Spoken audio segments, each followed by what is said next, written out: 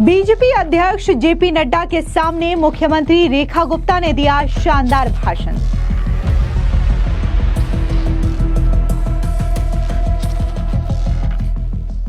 मुख्यमंत्री रेखा गुप्ता ने बताया कि कैसे बीजेपी ने 2 से 240 तक का सफर किया।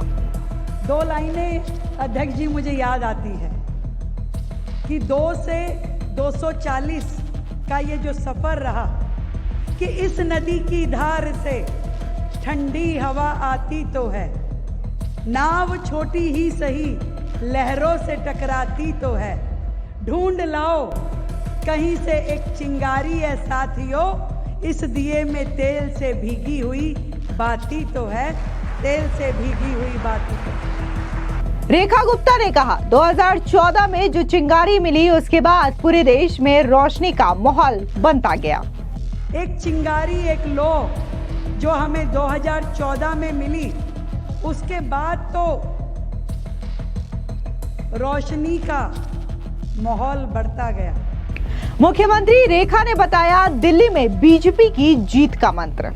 दिल्ली की मुख्यमंत्री रेखा गुप्ता ने यह बताया कि कैसे आज बीजेपी देश की सबसे बड़ी पार्टी बन करके उभरी है। जो सफर 2 लोगों से शुरू हुआ था वो आज 240 तक के सांसदों तक पहुंच गया है। इतना ही नहीं, दिल्ली की मुख्यमंत्री रेखा गुप्ता ने यह भी बताया कि कैसे 27 सालों के बाद बीजेपी ने दिल्ली में ऐतिहासिक जीत हासिल की। यानी कि रेखा गुप्ता ने यह बताया कि बीजेपी ने जो दिल्ली में सत्ता हासिल की है इसका मूल मंत्र क्या है। दरअसल आपको बता दें कि दिल्ली के दीनदयाल उपाध्याय मार्ग पर रविवार को भारतीय जनता पार्टी ने कार्यालय विस्तार कार्यक्रम का आयोजन किया और इस दौरान दिल्ली के मुख्यमंत्री रेखा गुप्ता ने कहा कि बीजेपी ने समाज में अपना एक स्थान बनाया और स्तर को बढ़ाया है। रेखा गुप्ता ने पुरानी यादों को ताजा करते हुए कहा कि आज हम करोड़ों कार्यकर्ताओं वाली पार्टी बन चुके हैं, लेकिन साल 2014 में हमें चिंगारी मिली और उसके बाद पूरे देश में रोशनी का माहौल बनता गया।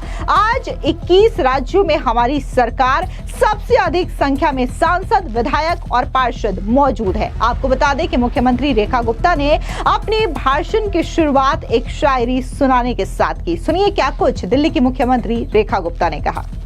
2 लाइनें अध्यक्ष जी मुझे याद आती है कि 2 से 240 का ये जो सफर रहा कि इस नदी की धार से ठंडी हवा आती तो है, नाव छोटी ही सही लहरों से टकराती तो है, ढूंढ लाओ कहीं से एक चिंगारी है साथियों, इस दिए में तेल से भीगी हुई बाती तो है, तेल से भीगी हुई बाती तो है। वो दीपक भी था, वो बाती भी थी, वो तेल भी था और शुरू भी हो चुके थे।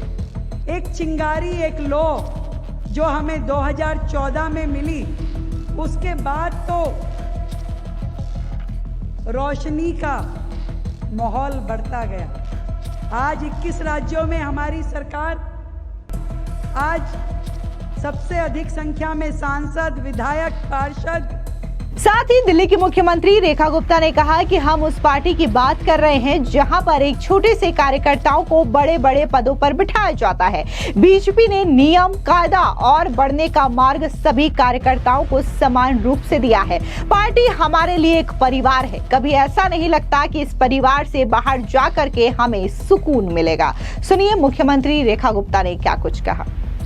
ये उस पार्टी की कहानी है जहां में एक साधारण से कार्यकर्ता को, जो बात आज हमारे देश के प्रधानमंत्री पार्टी के लिए बोलते हैं, जो आदरणीय गृह मंत्री जी बोलते हैं, जो आदरणीय राष्ट्रीय अध्यक्ष जी बोलते हैं, जो भाई नायब सिंह सैनी जी बोलते हैं, जो रेखा गुप्ता बोलती है कि भाई मैं तो छोटा सा कार्यकर्ता था, पार्टी ने मुझे यहां बिठा दिया।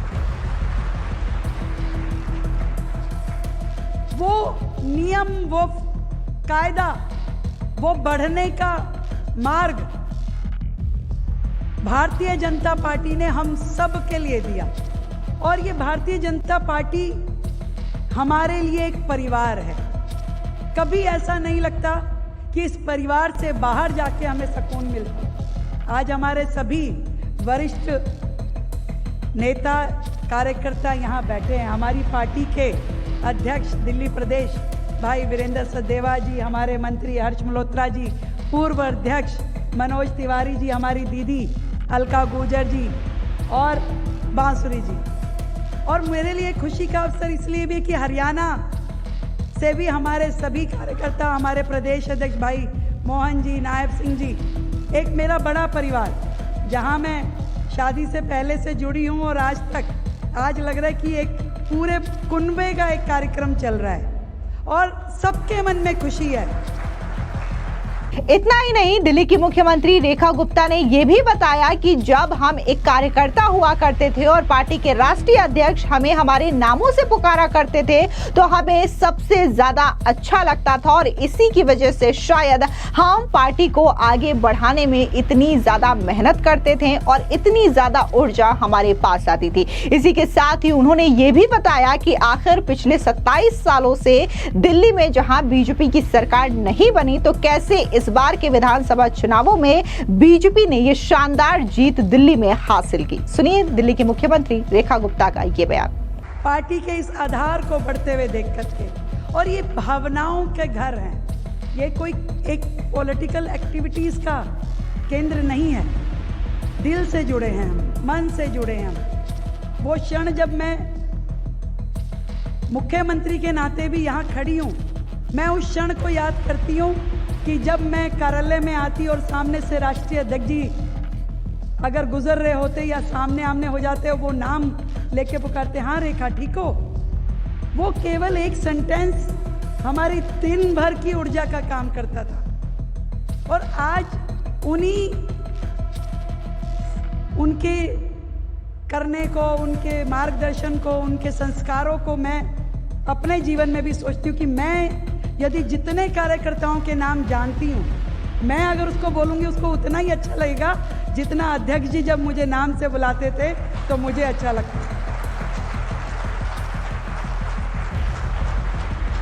ये हमारा परिवार मिल करके सुख दुख में साथ रहने वाला परिवार। संघर्ष के पल हमने वर्षों तक देखे।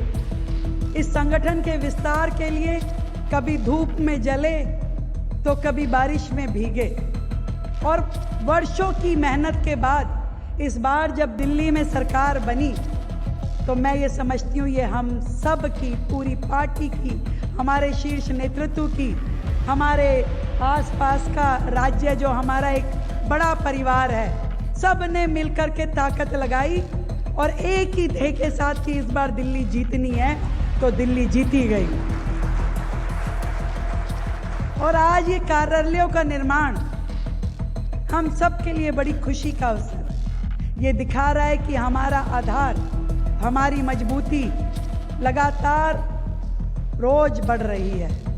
मेरी ओर से सभी मेरे कार्यकर्ता साथियों को, दिल्ली एवं हरियाणा के सभी बंधुओं को, बहनों को ढेर सारी बधाई, और अपनी ओर से सर्वस्व लगाते हुए, समर्पण के साथ, सेवा भाव के साथ जो जनता ने हमें जिम्मेवारी दी है, मिल करके निभाएंगे।